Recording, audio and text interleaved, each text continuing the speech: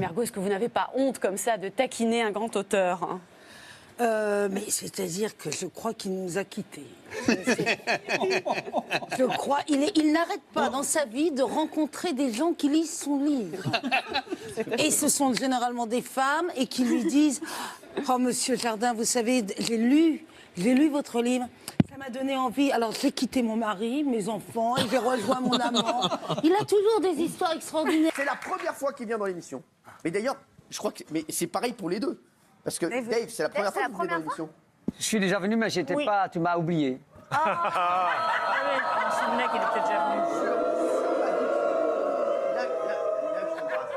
C'était un autre studio. Tu fais toujours du ping-pong? Oui. Mais je sais, je suis chinois. T'as un club. Non, mais tu fais dans un club de ping-pong. Tu vas dans un club de ping-pong, on m'a dit. Il me prend pour qui, là? Pour un invité.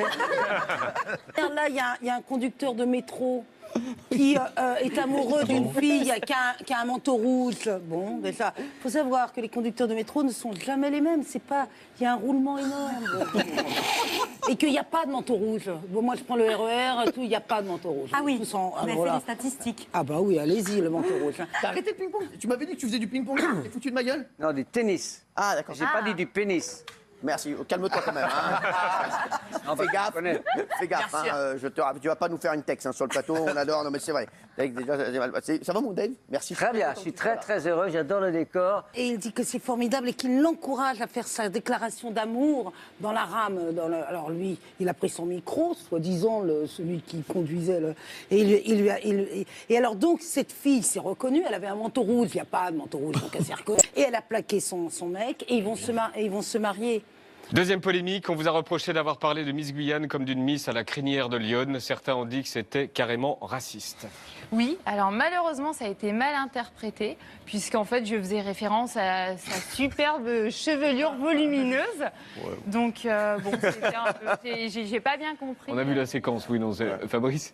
Non, ils m'ont regardé un peu gêné. Non.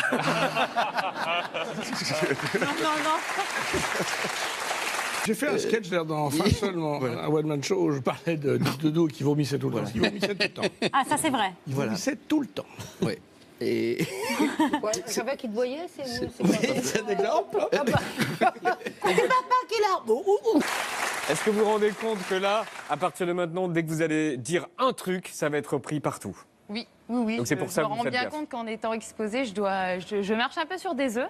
Je dois faire attention à ce que je dis, c'est sûr. Je peux me permettre de raconter ça? Bien sûr. J'avais une petite 104 d'occasion. Il avait été dans le ciel et dès qu'il bâillait, je savais qu'il allait vomir. Ouais. Et je vais chez mes parents et je le vois dans le rétroviseur qui bâille. Et je dis, oh là là, j'arrive. Et le pire, c'est qu'il était là, ça l'avait soulagé et il faisait ça. Non.